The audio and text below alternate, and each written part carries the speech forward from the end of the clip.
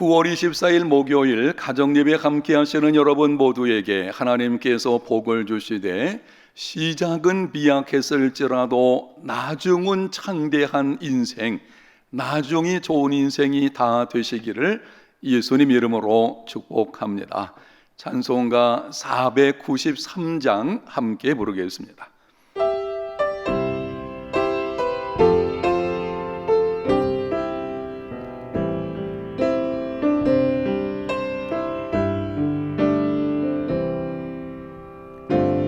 하늘 가는 밝은 길이 내 앞에 있으니 슬픈 일을 많이 보고 늘 고생하여도 하늘 영광 밝음이 어두운 그늘의 신이 예수 홀로 의지하여 항상 빛을 보도다.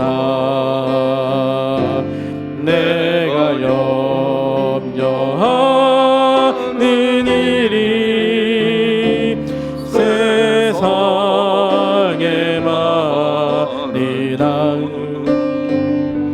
속에 근심 밖에 걱정 늘 시험하여도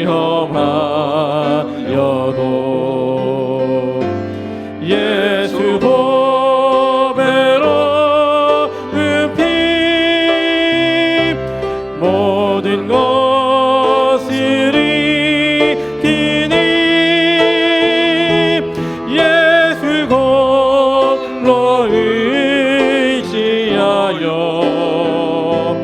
항상 이기리로다.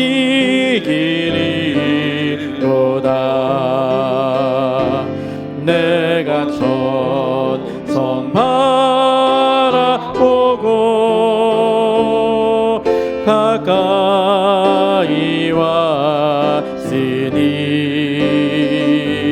아버지의 영광 집에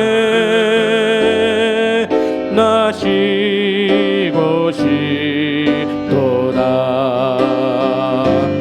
나는 부족하여도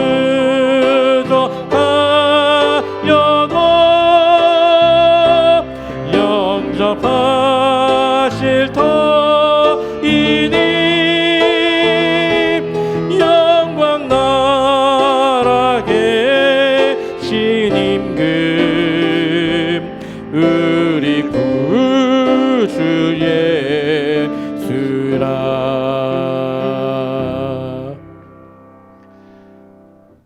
오늘 주시는 하나님의 말씀은 창세기 49장 29절부터 50장 14절까지입니다.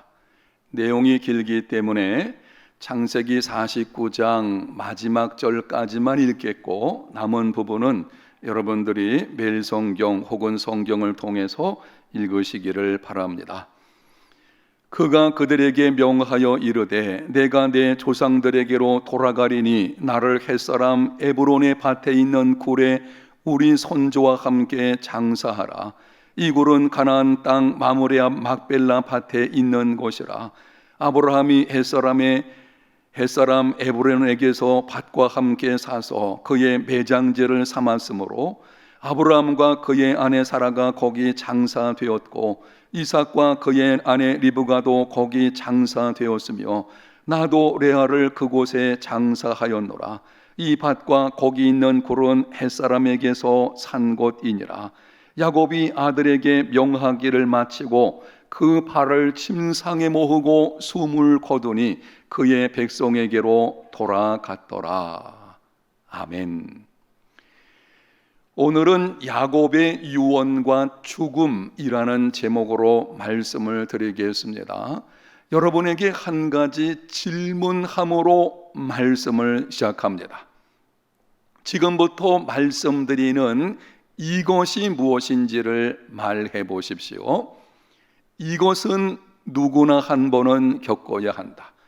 대부분 사람들은 이것을 생각조차 하기 싫어한다. 이것이 찾아올 때 우리 힘으로 할 수 있는 일은 아무것도 없다. 이것이 가까운 사람에게 찾아올 때 받는 상처는 세월이 흘러도 쉽게 아물지 않는다.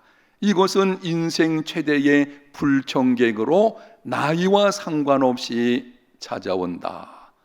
여러분, 이것이 무엇입니까? 바로 그것은 죽음입니다. 한 번 죽는 것은 사람에게 정해진 것입니다. 사람들은 죽음에 대한 두려움 때문에 죽음에 대한 생각조차 하지 않으려고 합니다.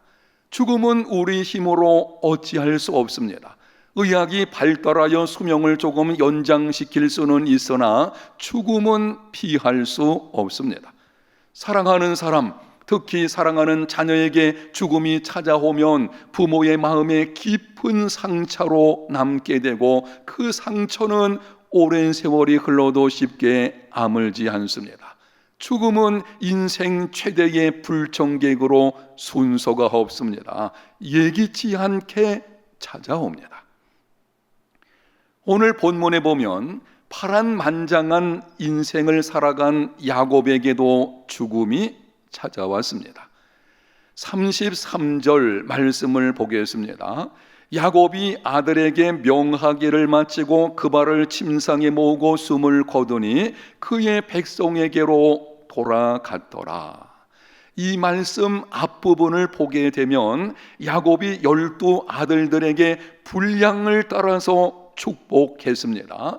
그리고 자신이 죽으면 애굽에 장사 지내지 말고 조상들의 묘실이 있는 가나안 땅에 장사 지내라고 했습니다. 그리고 나서 그 발을 침상에 모으고 숨을 거두었습니다. 야곱과 같이 자녀들에게 축복하고 영원한 하늘나라에 대한 소망을 말하며 죽음을 맞이한다면 복 있는 죽음이라고 할 것입니다. 여러분, 어떻게 사느냐도 중요하지만 어떻게 죽느냐도 중요합니다. 인생은 끝이 좋아야 합니다. 복 있는 죽음을 맞이하는 것이 성공입니다. 여러분에게 묻겠습니다. 여러분은 어떤 죽음을 맞이하기 원하십니까? 자녀들에게 축복하며 하늘나라에 대한 분명한 소망을 말하면서 죽음을 맞이하기 원하십니까? 그렇다면 죽음을 준비해야 합니다. 저희 가정의 장인 어른에 대한 이야기입니다. 새벽을 깨우면서 늘 기도하시는 분이셨습니다. 하루는 새벽 기도를 다녀와서 장모님에게 말씀했습니다. 내가 조금 피곤하다. 이제는 좀 쉬어야 되겠다. 그리고는 주무시다가 평안하게 돌아가셨습니다. 그 이야기를 들으면서 제 마음에 결심했습니다. 나도 죽음을 위해 기도해야겠다. 자녀들에게 짐을 지우지 않고 성도들에게 덕을 세우는 죽음을 맞이해야 되겠다. 삶을 위해서도 기도해야 하지만 죽음을 위해서도 이제는 더 많이 기도해야 되겠다. 여러분은 죽음을 위해서 기도하고 있습니까?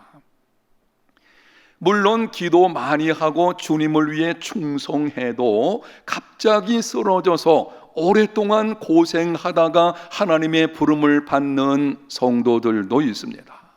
죽음을 위해서 기도했음에도 치매 증상이 찾아와서 자녀들에게 오랫동안 짐을 지게 하고 죽는 경우도 있습니다. 이 경우는 하나님께서 자녀들에게 기회를 주시는 것입니다. 쉽지 않은 일입니다. 짐이 되는 것이고 아주 어렵죠. 그러나 우리는 이런 일들을 만났을 때에 이렇게 생각을 해야 합니다. 부모를 잘 공경할 수 있는 기회를 하나님께서 주심으로 약속하신 복을 받게 하시려는 것이구나. 이러한 믿음을 가지고 힘들고 어려워도 불평하지 말고 주님의 사랑으로 부모님을 잘 돌보십시오. 때가 되면 하나님께서 약속하신 대로 놀라운 복으로 반드시 여러분의 가정에 채워주실 것입니다. 그럼 구체적으로 죽음에 대한 준비를 어떻게 해야 합니까? 오늘은 실제적인 측면에서 그리고 시중에 나온 여러 책들에 기록되어진 자료들에 근거하여 몇 가지를 말씀을 드리게 될 것입니다. 세월이 흐르면 나이를 들게 되고 나이를 들게 되면은 죽음이라는 사건은 점점 다가오게 되는 것입니다. 물론 죽음은 나이와 상관은 없죠. 그러나 일반적으로 죽음의 사건이 나이를 먹을수록 점점 가까이 오게 되어지죠. 이 경우에 우리는 구체적으로 죽음을 어떻게 준비해야 되겠습니까? 몇 가지 말씀을 드립니다. 첫 번째로 하나님과 나와의 관계를 확인해야 합니다. 이 땅에서의 삶이 전부가 아닙니다. 언젠가 죽음이 찾아올 것이고 죽음 후에는 내 영혼이 영원한 세계로 들어가게 됩니다. 죽음은 끝이 아니라 영원한 세계에서의 삶의 시작입니다. 죽음 후에 들어가는 영원한 세계는 둘 중 하나입니다. 천국에 들어가든지 아니면 지옥에 들어가든지. 사람들이 인정을 하든 하지 않든 천국과 지옥은 존재합니다. 분명히 존재합니다. 어떻게 하면 천국에 들어갈 수 있습니까? 예수님을 믿어야 합니다.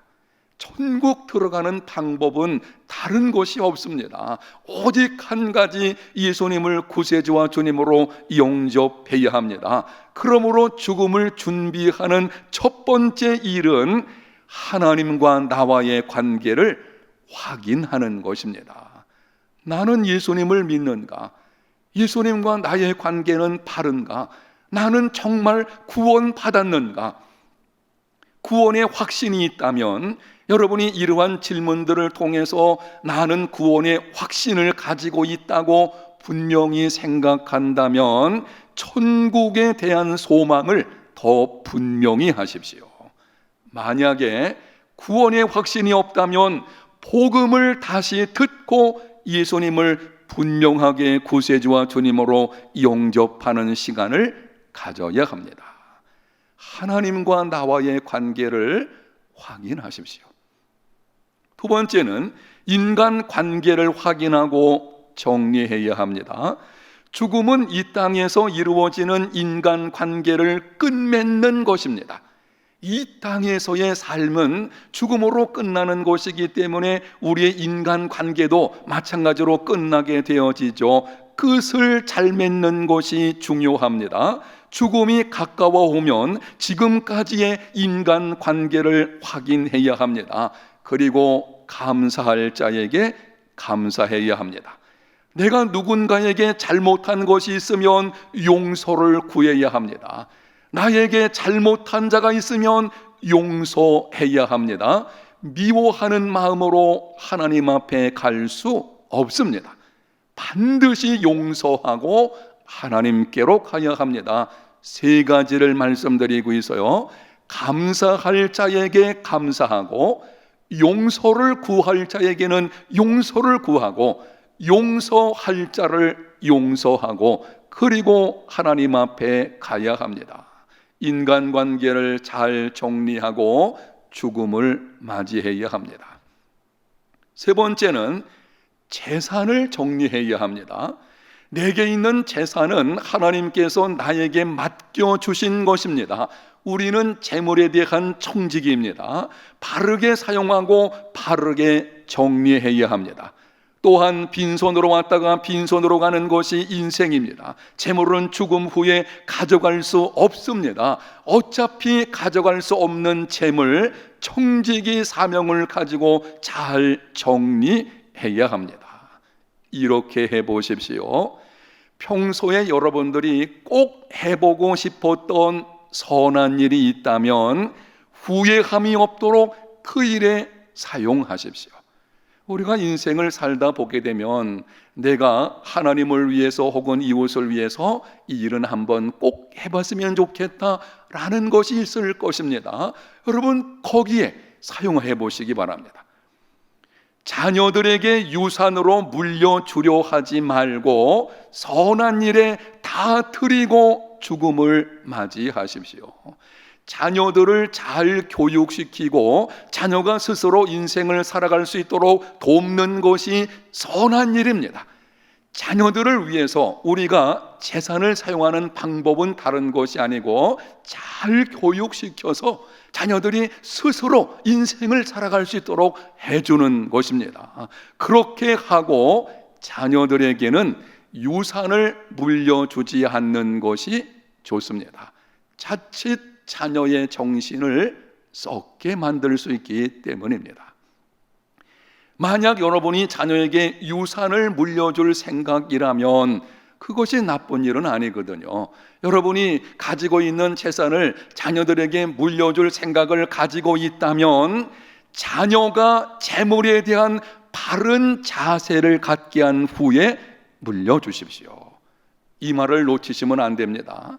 자녀가 재물에 대한 바른 자세, 재물에 대한 바른 인식, 정말 재물의 청지기치기에 대한 그런 분명한 인식을 갖게 한 후에 유산을 물려주어야 합니다. 그렇지 않으면 물려준 재산이 오히려 자녀에게 독이 될 수 있습니다. 사후에 자녀들이 유산 상속 문제로 서로 다툼을 벌이지 않도록 분명히 처리하십시오. 그런 경우들이 왕왕 있어요. 죽은 후에 자녀들이 재산 문제 가지고 다툼 벌이는 것 덕이 되질 않죠. 이런 일이 생기지 않도록 잘 정리해 놓는 것이 중요합니다. 네 번째는 자신의 몸에 대하여 정리해야 합니다. 내가 죽은 후에 내 몸을 어떻게 할 것인지를 결정해야 합니다. 매장을 할 것인지 화장을 할 것인지 아니면 시신을 기증할 것인지 가족들에게 분명하게 말해 주어야 합니다. 저희 가정의 어머니께서는 이렇게 말씀했습니다. 너희들이 모두 타 지방에 가서 살고 있는데 무덤을 만들게 되면 자주 와서 볼 수 없을 것이고 산소의 풀이 무성해지면 동네 사람들에게 흉이 될 것이다. 그러니 내가 죽으면 화장을 해서 집 뒤산에 뿌려라. 그리고 너희 아버지 무덤도 파서 화장하여 마찬가지로 뒷산에 뿌려라. 그래서 자녀들이 그 말씀을 여러 번에 걸쳐서 하셨거든요. 그 말씀대로 했습니다. 매장이든 화장이든 시신 기증이든 자신의 몸에 대하여 분명히 말해주는 것이 좋습니다. 특별히 식물인간이 되었을 때에 어떻게 해야 하는지도 말해 주어야 합니다. 요즘 의학이 발달해서 식물인간 상태에서 오랫동안 연명치료가 이루어지는 경우가 있습니다. 이거는 별로 바람직한 일은 아닙니다. 자녀들에게 분명히 말을 해 주시는 것이 좋겠습니다. 이렇게 말해 주십시오. 무모한 치료는 시도하지 말아라. 연명치료도 하지 말아라. 그렇게 해야만 남은 가족들에게 짐이 되지 않을 것입니다. 사랑하는 여러분, 죽음은 언젠가 우리 모두에게 찾아오게 될 것입니다. 잘 준비해야 합니다. 오늘 주신 말씀, 우리가 하나님 앞에서 기도하는 중에 이 말씀대로 순종함으로 말미암아 우리의 죽음이 하나님께는 영광이요 많은 사람들에게 덕을 끼칠 수 있는 이러한 복된 인생의 걸음들이 다 되시기를 예수님 이름으로 축복합니다. 하나님 아버지 감사합니다. 언젠가 우리에게 죽음의 사건이 찾아오게 될 것인데 잘 준비할 수 있는 우리들의 삶이 되게 하여 주시옵소서. 무엇을 어떻게 할 것인지를 듣게 하셨사오니 이 말씀대로 순종하게 하여 주셔서 끝을 바르게 맺을 수 있는, 그리고 자녀들에게 많은 사람들에게 덕을 세우는 우리의 죽음의 사건이 될 수 있게 해 주시기를 원합니다. 우리 인생이 주님 앞에 있사오니 우리 인생을 내어드립니다. 하나님께서 우리들에게 긍휼을 베풀어 주시옵소서. 오늘 하루 생활도 어디서 어떤 모습으로 있든지 함께 해주시고 하나님의 은혜로 말미암아 형통하는 삶 되게 하여 주옵소서. 예수님 이름으로 기도합니다. 아멘.